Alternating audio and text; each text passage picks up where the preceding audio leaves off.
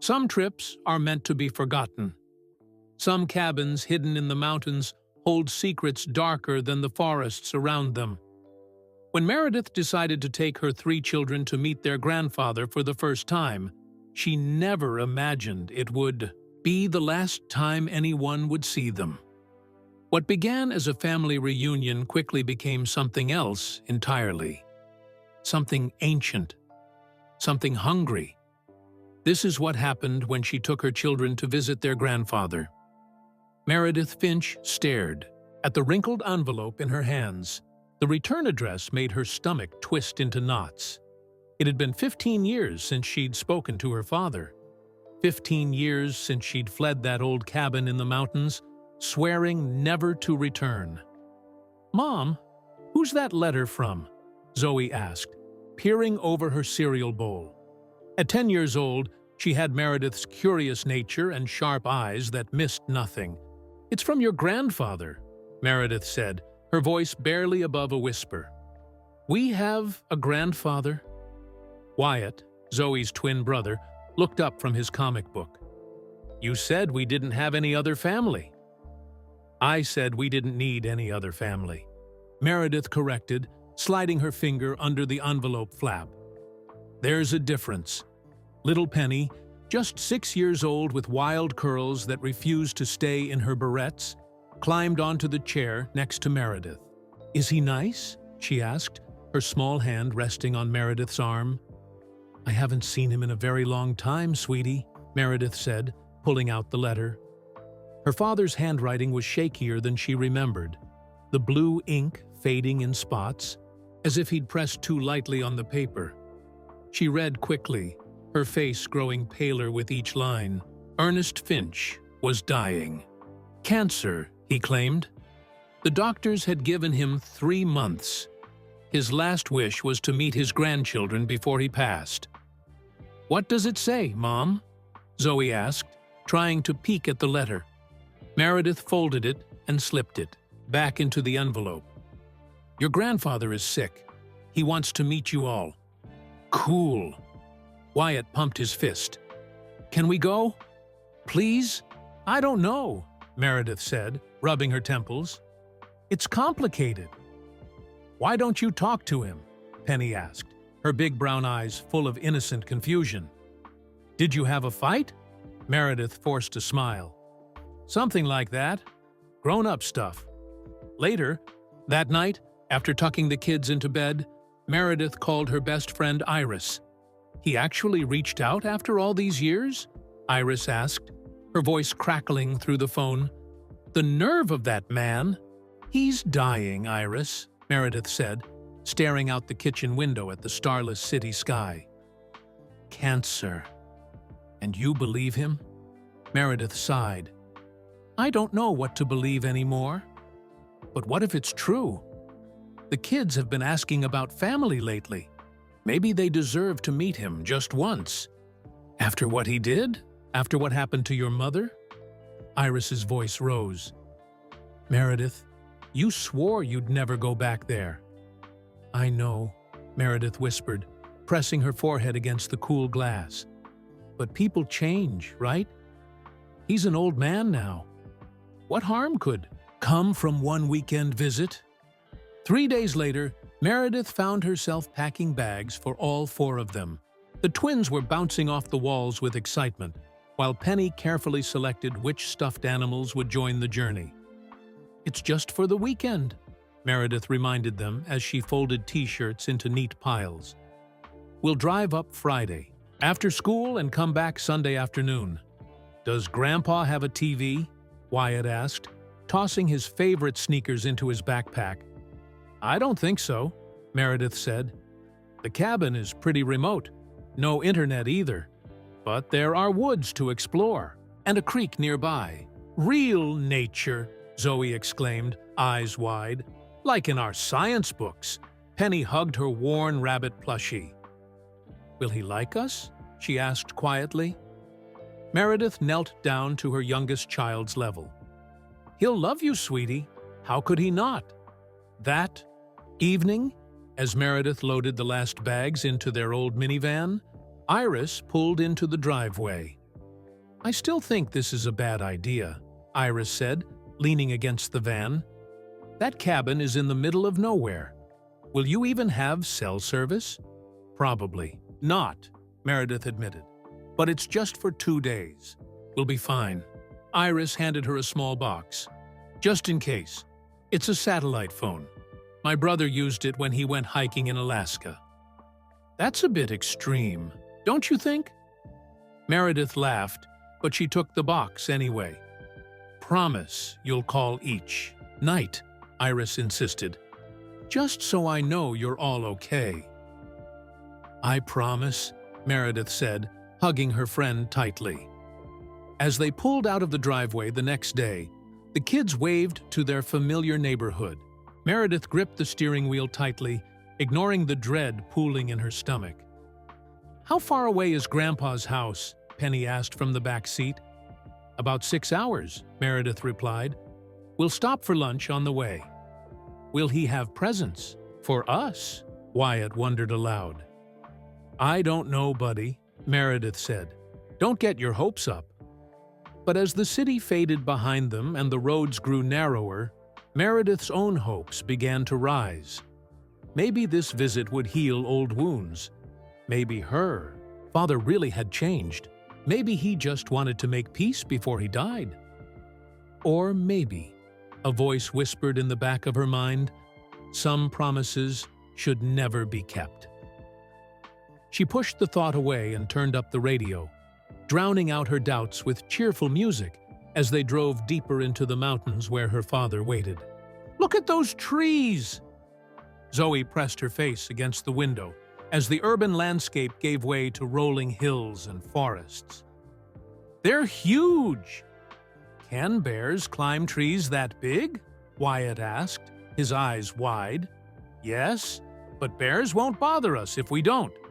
Bother them, Meredith answered, trying to sound more confident than she felt.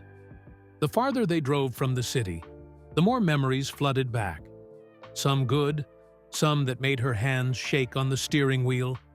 3 hours into their drive, the familiar no-service message appeared on Meredith's phone. She'd warned the kids about this, but her stomach still tightened. The satellite phone from Iris was tucked safely in her bag, but she hoped she wouldn't need it. I'm hungry, Penny announced, as they passed a sign for the small town of Willow Creek. Perfect timing, Meredith said. We'll stop here for lunch. The diner at the edge of town looked like it hadn't changed since the 1950s. Inside, red vinyl booths lined the windows, and the smell of fried food and coffee filled the air. A bell jingled as they entered, and a few locals turned to stare at the newcomers. Sit anywhere you like, called a waitress with gray hair piled on top of her head. Her name tag read, Dorothy. They slid into a booth, and Meredith handed out menus. The kids debated between pancakes and burgers while Meredith scanned the room. It felt strange being back in these mountains, where everyone seemed to know everyone else's business. Dorothy came to take their order, her pencil poised above, her notepad. You folks just passing through? She asked. Visiting family, Meredith replied vaguely. Oh? Who might that be? I know most everyone around these parts. Meredith hesitated. Ernest Finch. He lives up on Blackwater Ridge. Dorothy's pencil stopped, moving. She stared at Meredith for a long moment, her friendly smile fading slightly. Old Ernest, huh? Don't get many visitors up at that cabin. He's our grandpa, Penny announced proudly.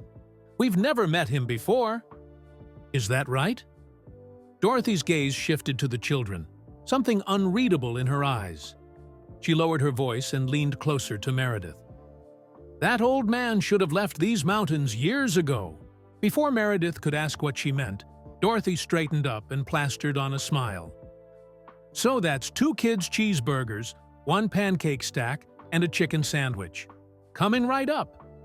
As Dorothy walked away, Wyatt looked up at his mother. Why did she say that about Grandpa? Some people just don't get along, Meredith said, not meeting his eyes. Small towns can be like that. After lunch, they continued their journey.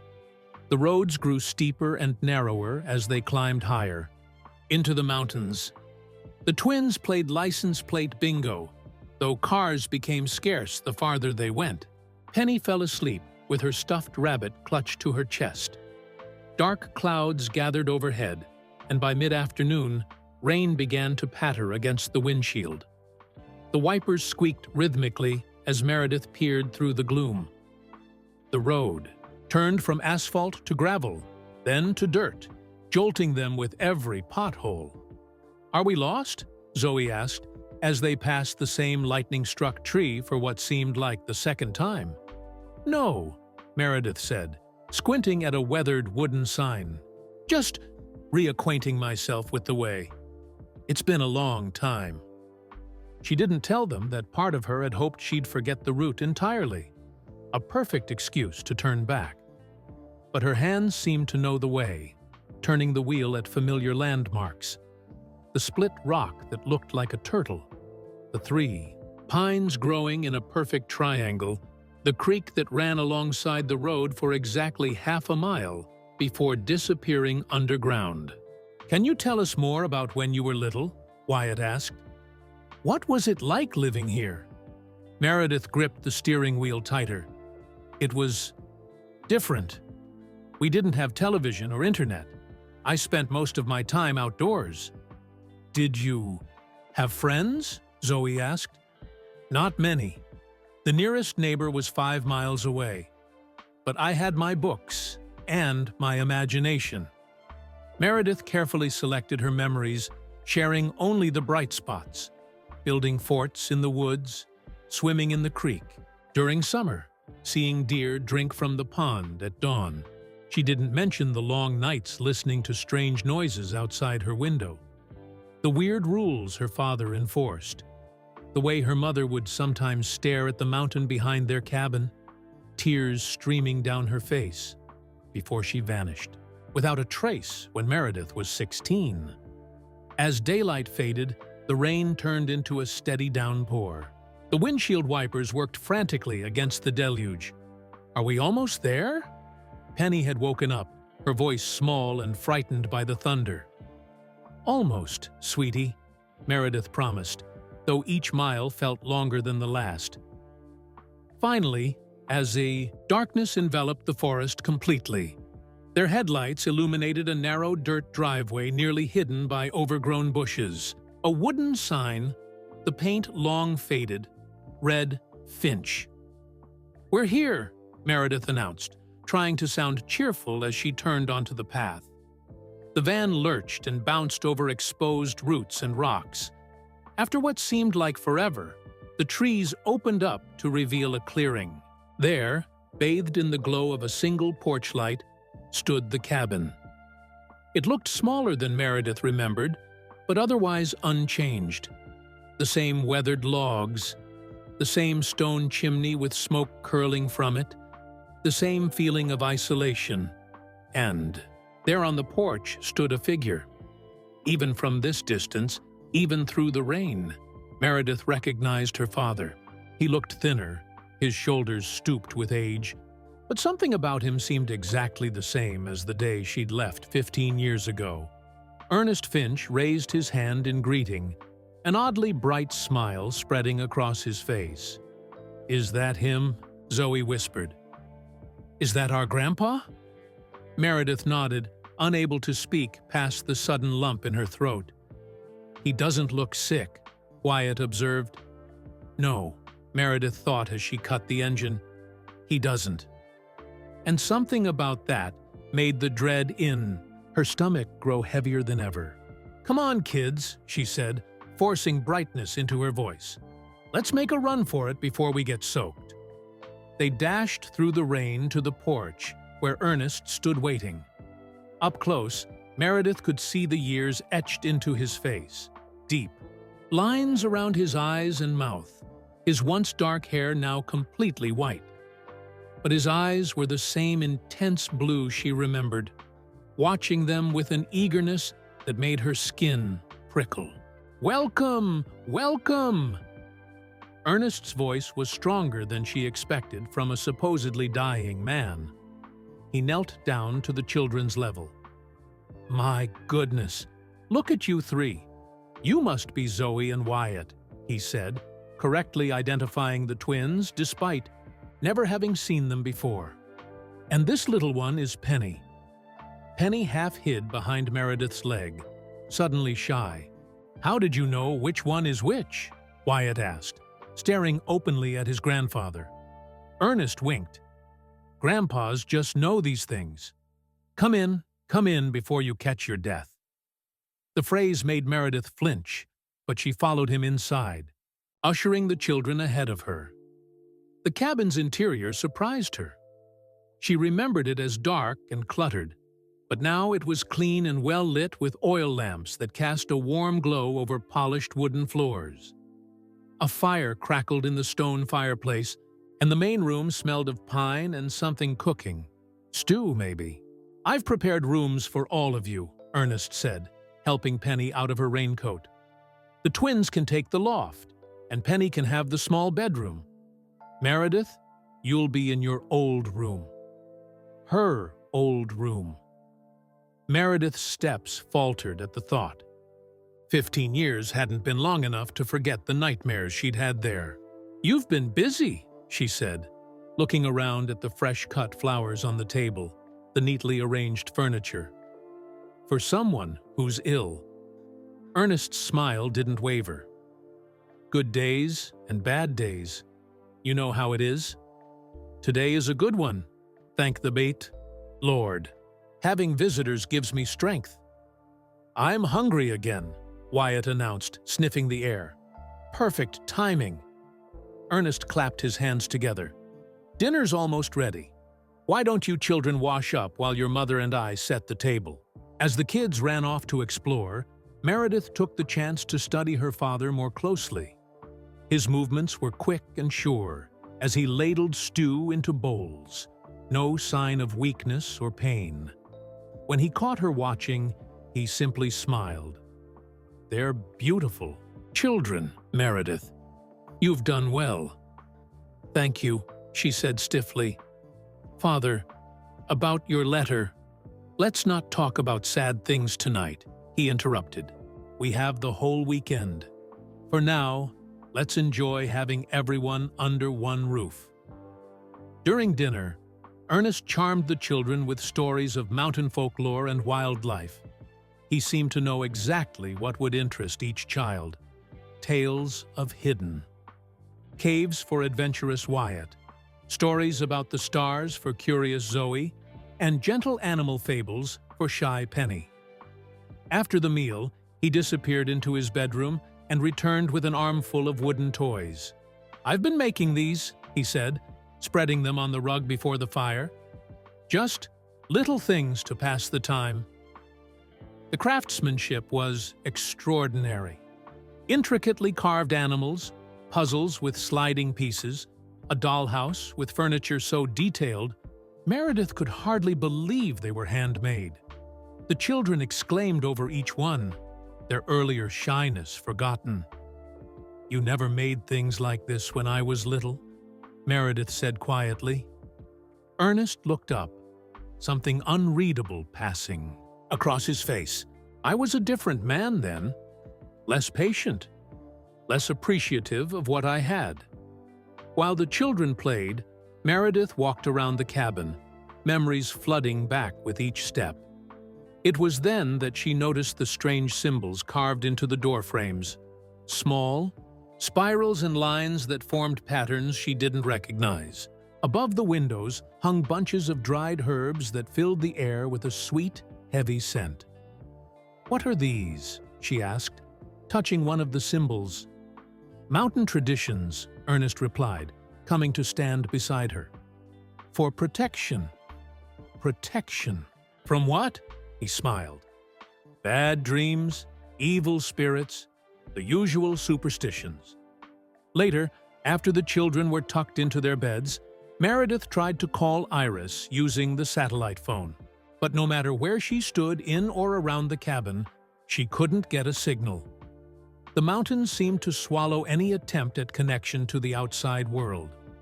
Finally giving up, she retreated to her childhood bedroom. It was just as she remembered. The same handmade quilt on the bed, the same small window overlooking the dark forest. Someone had placed a vase of wildflowers on the nightstand, their sweet scent almost but not quite masking another smell underneath, something earthy and metallic that tugged at her memory. As she climbed into bed, exhaustion washed over her. Despite her unease, her eyelids grew heavy. Her last conscious thought was of her mother, how she used to sing Meredith to sleep in this very room before she disappeared without a trace. That night, Meredith dreamed of forests and underground, rivers, of children laughing as they followed an old man deeper and deeper into the mountain's heart. She dreamed of her mother's face, young and frightened, calling her name from very far away. She woke with a start, sunlight streaming through the small window. For a moment, she forgot where she was, reaching for her alarm clock that wasn't there. Then reality rushed back. The cabin, her father, the strange symbols. The smell of bacon and coffee drifted under her door. Meredith pulled on her clothes and followed the scent to the kitchen, where she found Ernest flipping pancakes while the children set the table. "Good morning, sleepyhead," he said cheerfully. "We've been up for hours." "You should have woken me," Meredith said, eyeing the children. They seemed well-rested and happy, already comfortable in their grandfather's presence. "No need. The kids and I have been getting acquainted." Ernest slid a pancake onto Penny's plate, making her giggle when he shaped it like a bunny. "We have plans for today. I thought I'd take them exploring in the woods while you rest. You look like you could use a day off," Meredith tensed. "I don't think—" "Please, Mom," Wyatt interrupted. "Grandpa says there's a cave with real bats in it. And wildflowers I've never seen before," Zoe added. "For my collection." Meredith hesitated. The thought of her children alone with Ernest made her uneasy, but their eager faces were hard to resist. And she could use the time to look around the cabin, maybe find some answers about her mother. "All right," she said finally, "but stay on the trails and be back for lunch." "We'll be back when we're back," Ernest said with a wink. "Time moves differently in these woods, but don't worry, I'll keep them safe." After they left, the cabin fell, unnaturally quiet. Meredith stood in the middle of the main room, listening to the emptiness, feeling watched despite being alone. She began her search in Ernest's bedroom. The room was neat and sparse. A bed, a dresser, a small desk. In the desk drawer, she found prescription bottles. Cancer medications, just as he'd claimed, but the dates were strange. Some filled years ago, others seeming too recent for someone supposedly in the final stages of illness. Moving to the living room, Meredith examined the bookshelves. Behind a row of old nature guides, she discovered a worn leather photo album. Inside were pictures of her childhood. Many she remembered, some she didn't. Pictures of her mother, looking progressively more worried as the years passed. The final pages held newspaper clippings, yellowed with age. "Local child missing. Search continues." Third disappearance in mountain community. Search called off for missing hikers. The dates spanned more than 50 years. Each story followed a similar pattern.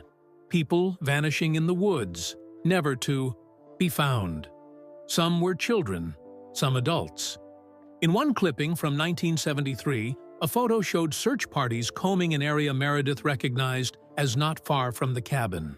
Her hands trembling, she replaced the album and continued searching. Under a loose floorboard in the hallway, she found a journal bound in dark leather. The pages were filled with her father's handwriting, but much of it made no sense. Recipes, with ingredients like midnight dew and first light on running water. instructions for rituals that mentioned the phases of the moon. More disturbing were the entries that seemed to be about children, notes about their talents and sensitivities, about how some were more suitable than others. The most recent entries were about her own children.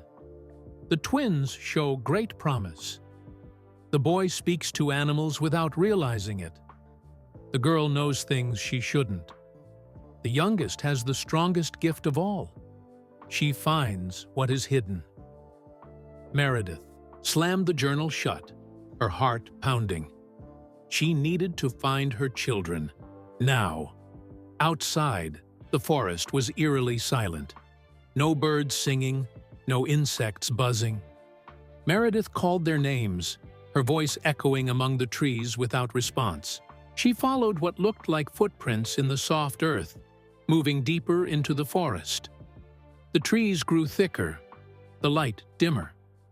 Twice she thought she heard children laughing, but when she turned toward the sound, there was nothing.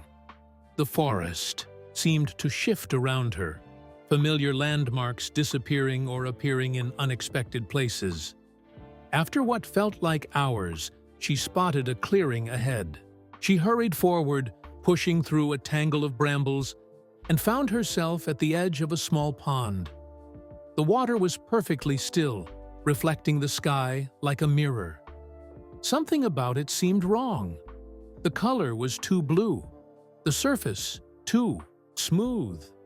And there, on the far side, stood Ernest with the children. They were gathered around the pond, Ernest kneeling beside Penny as she dipped her hands into the water. The twins stood nearby, watching with unusual stillness. "There you are," Meredith called, relief and anger mixing in her voice. "I've been looking everywhere for you." Ernest looked up, his expression briefly darkening before a smile spread across his face. We lost track of time. The children were enjoying our nature walk. Meredith hurried around the pond to her children. Up close, she noticed how quiet they were, their eyes slightly unfocused. "Are you okay?" she asked, touching Zoe's cheek. The girl's skin felt cool despite the warm day. "We're fine, Mom," Zoe said, her voice flat. "Grandpa showed us the special pond." "Special how?" Meredith asked, looking at the water with growing unease. Ernest handed Penny a canteen. "Just a local landmark. The water here is said to have healing properties." He smiled as Penny drank deeply. The children were thirsty after our walk. "We should head back," Meredith said firmly, taking Penny's hand. "It's getting late." "Of course," Ernest agreed easily. "We've seen what we needed to see today." As they walked back to the cabin, Meredith noticed how the children stayed close to Ernest, occasionally whispering to each other in voices too low for her to hear. They seemed different somehow, subdued, dreamlike. When she asked what else they had seen on their walk, Zoe shrugged. "Just trees and plants. Grandpa knows the name of everything." "And animals?" Meredith pressed, remembering the journal's mention of Wyatt's supposed gift. "A deer let me pet it," Wyatt said, his eyes brightening for the first time since she'd found them. "Grandpa said it's because I have a special way with animals." Ernest put his hand on Wyatt's shoulder. "These children are extraordinary, Meredith. Surely you've noticed." The way he said it, with pride and something like hunger, made Meredith pull the children closer to her side. She didn't respond, but as they continued toward the cabin, she couldn't shake the feeling that something fundamental had changed during those hours in the woods, and that her father, despite his friendly demeanor, was not at all what he seemed. Back at the cabin, Meredith watched the children closely during dinner. They ate quietly, not with their usual chatter and squabbles. When they spoke, they used phrases that sounded oddly formal, almost like her father's manner of speaking. "The forest provides everything one might need," Zoe said, passing the salt to Ernest before he even asked for it. We must respect its ancient ways, Wyatt added, nodding solemnly. Ernest beamed at them. Quick learners, these two. Penny, the youngest, seemed less affected. She pushed her food around her plate and kept looking out the window at the darkening woods. But even she was different, more subdued, her usual stream of questions replaced by watchful silence. As Meredith cleared the dishes, she noticed Penny's cheeks were flushed. When she pressed her hand to the girl's forehead, she felt the unmistakable heat of fever. She's burning up, Meredith said, worry rising in her throat. We should go back to town, find a doctor. Nonsense, Ernest said, waving away her concern. The roads are treacherous at night, especially with the rain starting again. I have something that will help. Before Meredith could object, he disappeared into the kitchen and returned with a steaming mug. The liquid inside was deep green, with specks of something floating on the surface. A family remedy, he explained, holding it out to Penny. Better than any doctor's medicine. I don't think, Meredith began, but Penny had already taken the mug and sipped it eagerly. It tastes like honey, the little girl said, her voice dreamy. Within minutes, Penny's eyes began to droop. By the time they carried her to bed, she was so deeply asleep that she didn't stir, even when Meredith accidentally bumped her head against the doorframe. What was in that tea? Meredith demanded, tucking the blankets around her daughter's still. Form. Just herbs from the garden, Ernest said. She'll sleep through the night and be right as rain by morning. But something about Penny's unnaturally deep sleep frightened Meredith. She tried to wake her daughter, gently at first, then more insistently. Penny didn't so much as flutter an eyelid. You're overreacting, Ernest said, pulling Meredith away from the bed. Let the child rest. The twins went to bed soon after, climbing the ladder to the loft without being told. Meredith heard them whispering to each other long after they should have been asleep. Unable to rest, she sat by the fire while Ernest carved another wooden toy, a small figure that looked unsettlingly like Penny. Why did you really ask us here? Meredith finally asked. You're not dying, at least not the way you claimed in your letter. Ernest's knife paused on the wood. You always were too clever for your own good. Just like your mother. What happened to her? The question that had haunted Meredith for 15 years finally escaped her lips. She didn't just leave, did she? No, Ernest admitted, his eyes never leaving his carving. She didn't just leave. He offered no further explanation, and the silence stretched between them until Meredith couldn't bear it. She excused herself to check on Penny again. The little girl hadn't moved, her chest barely rising and falling with each shallow breath. In the dim light from the hallway, her face looked waxy, almost like a doll's. As Meredith turned to leave, she heard voices from the loft. She crept to the bottom of the ladder and listened. A special place, Ernest was saying. His voice drifted down from where he must have been sitting with the twins. A place where people never grow old. Where they can use their gifts freely, without fear. Is that where you'll take us? Zoe asked, her voice eager. If you prove yourselves worthy, Ernest replied. Not everyone can find the way, but I think you two might. What about Mom? Wyatt asked. There was a pause. Your mother had her chance once, Ernest said finally. She chose differently. Meredith's blood ran cold. She backed away from the ladder, nearly tripping over a loose floorboard in her haste to get away. She retreated to her room, locking the door behind her, though she doubted a lock would stop whatever was happening in this house. Sleep was impossible.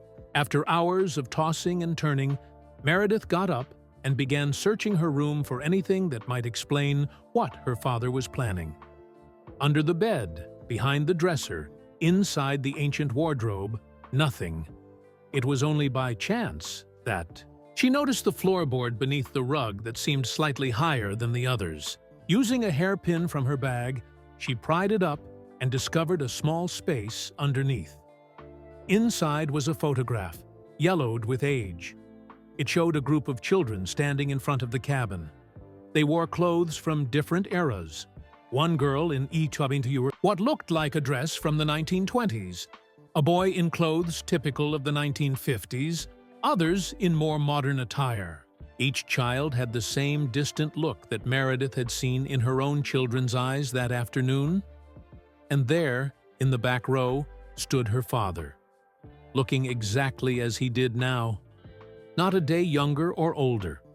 The photo was dated 1972, but what made Meredith's heart stop was the small girl in the front row, her face eerily familiar.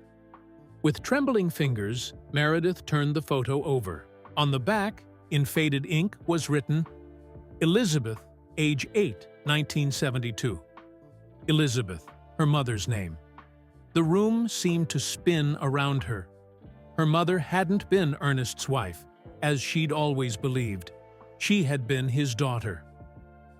The truth hit Meredith like a physical blow, sending her stumbling back against the wall. Memories rearranged themselves in her mind. Her mother's sadness, the strange things she would sometimes say about coming back, her fearful glances toward Ernest. The woman Meredith had called mother had never been Ernest's wife. She had been his child, just like Meredith. And now Ernest had his sights set on Zoe, Wyatt, and Penny. A sound from downstairs broke through her shocked daze, the front door opening and closing. Clutching the photograph, Meredith crept to her bedroom door and listened. Footsteps moved across the main room. Then the back door squeaked open. She had to get her children and leave. Now. Moving silently through the dark cabin, Meredith first checked Penny's room. The little girl still lay motionless, her breathing shallow. When Meredith tried to wake her, she wouldn't stir. "Penny, sweetie, please wake up," she whispered urgently, shaking her daughter's shoulder. Nothing. Meredith swallowed her panic and climbed the ladder to the loft. The twins' beds were empty, blankets thrown aside as if they'd left in a hurry. Cold fear gripped her heart. She rushed downstairs and out the back door. In the distance, bobbing through the trees, she saw the light of a lantern moving deeper into the forest. Without thinking, she ran after it, bare feet slipping on the damp ground. The forest at night was a maze of shadows. Branches scratched her face and arms, roots tried to trip her. But she kept the lantern in sight. Driven by maternal instinct stronger than fear, the light stopped moving in a clearing ahead. Meredith slowed, approaching more cautiously. Through the trees, she could see Ernest standing with the twins near a large rock formation. He was speaking to them in a low voice, pointing at the stars. "Mom!" Wyatt had spotted her. "What are you doing out here?" Ernest turned, his face eerily calm in the lantern light. "Ah, Meredith, the children couldn't sleep, so we're having a little astronomy lesson. In the middle of the night? In the woods?" Meredith moved closer to her children, fighting to keep her voice steady. "We're leaving, right now. Kids, go back to the cabin and pack your things." Neither twin moved. "I don't want to leave yet," Zoe said, her voice strangely flat. "Grandpa was just telling us about the doorway." "What doorway?" Meredith asked, though she dreaded the answer. Ernest sighed, setting down the lantern. "You were always too early or too late, Meredith, just like your mother. She found the doorway too soon, before I could prepare her properly. You, on the other hand, never found it at all." "What are you talking about?" Meredith demanded, edging closer to the twins. "What have you done to my children?" "Nothing they didn't want," Ernest said. "I've simply shown them their potential. These children are Special, Meredith. Surely you've noticed. The way Zoe sometimes knows things before they happen. How animals respond to Wyatt's thoughts. And little Penny. She can find things that are hidden, things that no one else can see. A chill ran through Meredith. It was true. She'd noticed these quirks in her children, but had never thought much about them. Zoe's uncanny predictions, the way stray animals followed Wyatt home, how Penny always knew where to find lost keys and missing toys. "So what?" she said, trying to pull Wyatt toward her. He resisted, staying firmly by Ernest's side. "They're just kids. Imaginative kids." Ernest shook his head, smiling sadly. "They're so much more. They have gifts that the ordinary world would never understand. Gifts that would make them outcasts, or worse. I'm offering them sanctuary." "You're not taking my children anywhere," Meredith said, her voice rising. "You don't have cancer, do you? That was just a trick to get us here." "I never lied about being sick," Ernest replied. "Just not in the way you think. Time is my disease, Meredith. Time and loneliness." "What are you?" Ernest's smile widened. "I'm a guardian, a keeper of the doorway." He gestured to the rock formation behind him. In the lantern light, Meredith could now see that what had appeared to be natural rocks actually formed an arch. Within it was only darkness, deeper than the night around them. "For centuries, I've been finding special children and bringing them to safety," Ernest continued. "Children with gifts that make them different. The world has never been kind to those who are different." "Safety where?"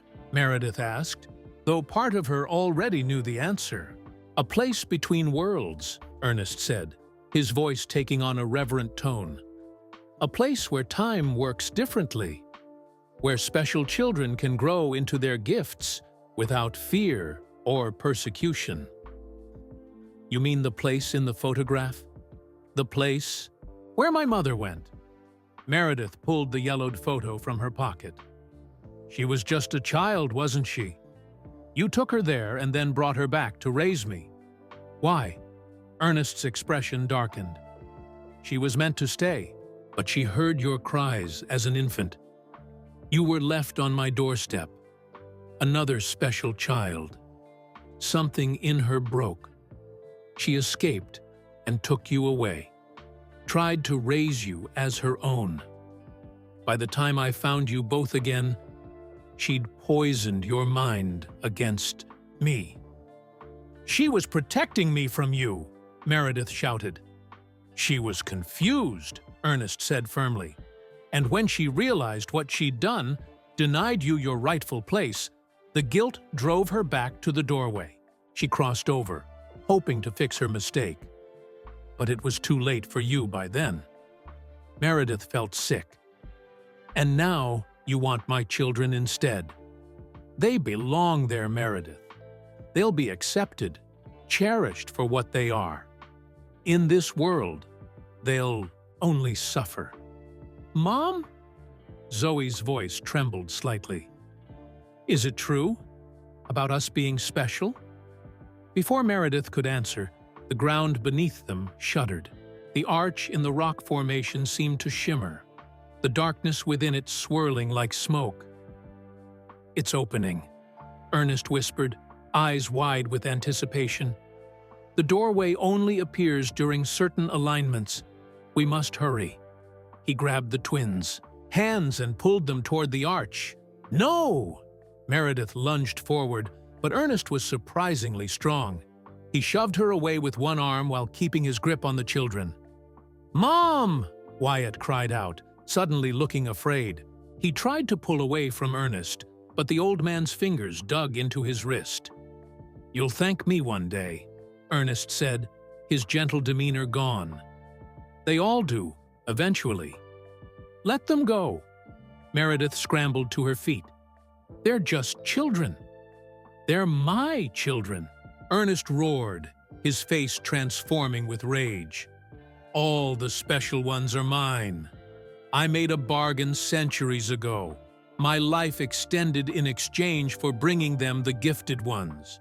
Those who dwell beneath need them, their energy, their potential." Suhan, at that moment, with his face contorted and voice deepened, Ernest no longer looked human. There was something ancient and terrifying in his eyes, something that had never been a father or grandfather at all. "You're not taking them," Meredith said, her voice steady despite her fear. She lunged forward again, this time grabbing both twins and pulling them behind her. "Run!" she shouted to them. "Back to the cabin! Get Penny!" The twins hesitated only a moment before sprinting away into the trees. Ernest howled with rage and moved to follow them, but Meredith blocked his path. "I won't let you do to them what you did to my mother," she said. "Whatever you are, whatever deal you made, it ends tonight." Behind Ernest, the doorway pulsed with sickly light, growing wider with each second. From deep within it came sounds, whispers and calls that tugged at the mind, promising wonders and horrors in equal measure. "You have no idea what you're interfering with," Ernest said, his voice now layered with other voices beneath it. "The doorway is open. They will have what they're owed." Meredith backed away, her eyes fixed on Ernest. In the strange light from the doorway, his features seemed to shift and change. One moment her father, the next something ancient and inhuman. "Stay away from my children," she warned, grabbing a fallen branch and holding it like a weapon. Ernest laughed, the sound echoing unnaturally among the trees. "You can't stop what's been in motion for centuries. The children will come. They always do." He lunged at her suddenly, fingers curved like claws. Meredith swung the branch, catching him across the chest. He stumbled but didn't fall. Taking advantage of his momentary imbalance, Meredith turned and ran after the twins, her bare feet finding their way over roots and stones as if guided by memory. Behind her, she could hear Ernest crashing through, the underbrush getting closer with each step. The cabin appeared ahead, its windows glowing with an unnatural blue light. Meredith burst through the front door, then slammed and locked it behind her. "Zoe! Wyatt!" she called. "Up here, Mom?" Wyatt's voice came from the loft. "We can't find Penny." Meredith's heart dropped. Penny was still under the effects of Ernest's tea, too deeply asleep to wake herself. She rushed to her youngest daughter's room, only to find the bed empty. Penny? Meredith searched under the bed, in the closet, behind the curtains. Nothing. The front door shuddered as something heavy slammed. Against it, wood splintered around the hinges. "Mom!" Zoe screamed from above. "The window up here! There's something trying to get in!" Meredith ran to the kitchen, frantically searching drawers for anything that might help. She found a large knife and a box of matches. As she turned to head back to the main room, her eye caught on a small door beneath the sink that she'd never noticed before. Pulling it open, she discovered a narrow passage leading down into darkness. Scratch marks covered the inside walls, as if countless others had tried to claw their way out. Another crash came from the front door. It wouldn't hold much longer. "Zoe!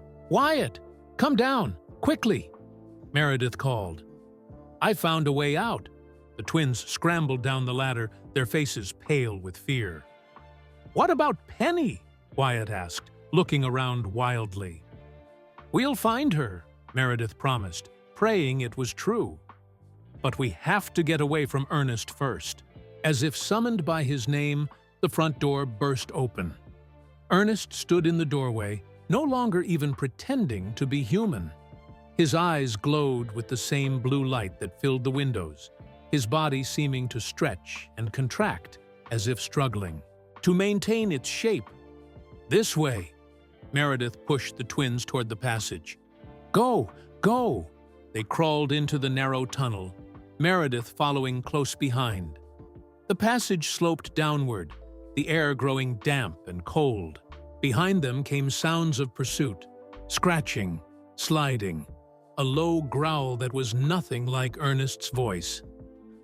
Keep moving, Meredith urged when Zoe hesitated at a fork in the tunnel. Left, go left.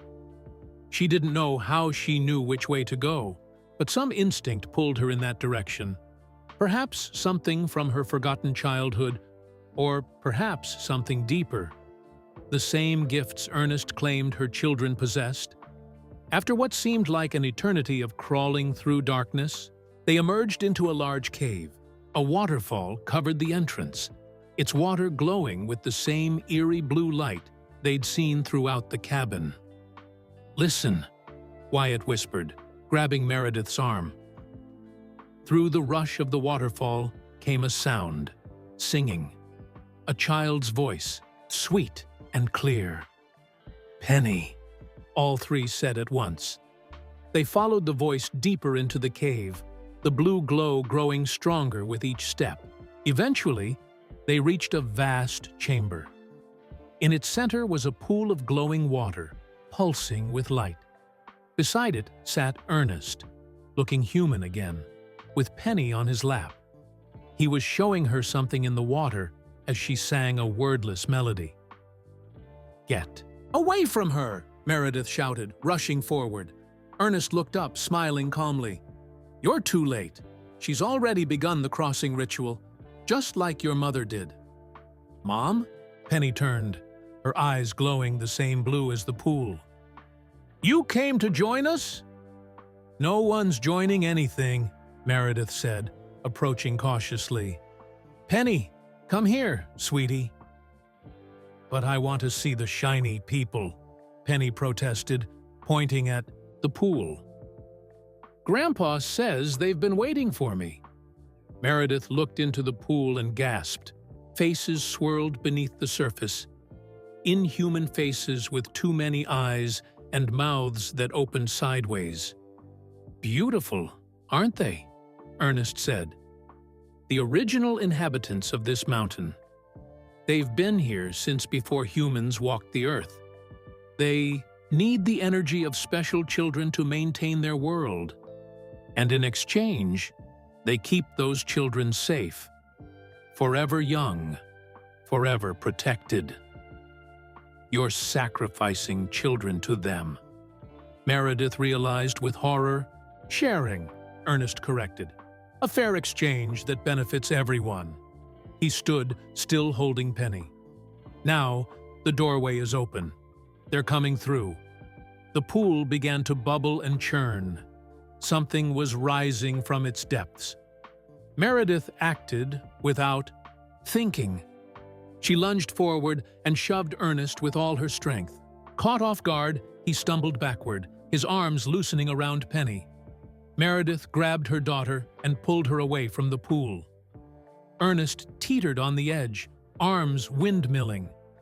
For a moment, he looked human again, an old man, afraid. Then his face twisted with rage. You fool, he shouted. Do you know what you've done? Before Meredith could respond, a glowing tendril shot from the pool and wrapped around Ernest's ankle. He screamed as it yanked him off his feet and into the churning water. The moment he touched the surface, the entire cave exploded with light. The pool erupted like a geyser, sending blue-white water splashing against the ceiling. Run! Meredith screamed, pushing all three children toward the cave entrance. The ground shook beneath their feet, rocks falling from above. They were halfway to the waterfall when Penny suddenly stopped. Wait! She cried, her eyes still glowing blue. I hear Grandma calling. She broke free from Meredith's grip and darted back toward the pool. Penny, no! Meredith lunged for her daughter, but Penny was too quick. I hear her too, Zoe whispered, her eyes taking on the same blue glow. She's singing the crossing song. Before Meredith could stop them, Both twins turned and followed their sister. "Kids, please," Meredith begged, chasing after them as the cave continued to collapse around them. "We have to get out of here." But the children moved as if in a trance, drawn back to the pool where the light now formed a pillar reaching to the ceiling. Figures moved within that light, shadowy shapes with outstretched hands. Meredith reached for Wyatt, her fingers just brushing his sleeve before a massive boulder crashed down between them. The impact threw her backward, toward the cave entrance. "Mom!" Wyatt called, his voice suddenly clear again, afraid. But then the light engulfed him and his sisters. Meredith scrambled to her feet, but more rocks fell, forcing her to dodge and weave. The entire mountain seemed to be folding in on itself, the cave entrance shrinking with each passing second. With a final desperate lunge, she threw herself through the waterfall just as the opening sealed behind her. The force of the collapsing cave sent her tumbling down the mountainside, rocks and dirt sliding with her. When she finally came to a stop, bruised and bleeding, she looked back. The waterfall was gone. The entire face of the mountain appeared smooth and undisturbed, as if the cave had never existed. "No," she whispered, climbing back up the slope. "No, no, no." For 3 days, Meredith searched. Local authorities came with dogs and helicopters. They found no trace of the cabin, the cave, or her children. According to records, no one named Ernest Finch had ever owned property in the area.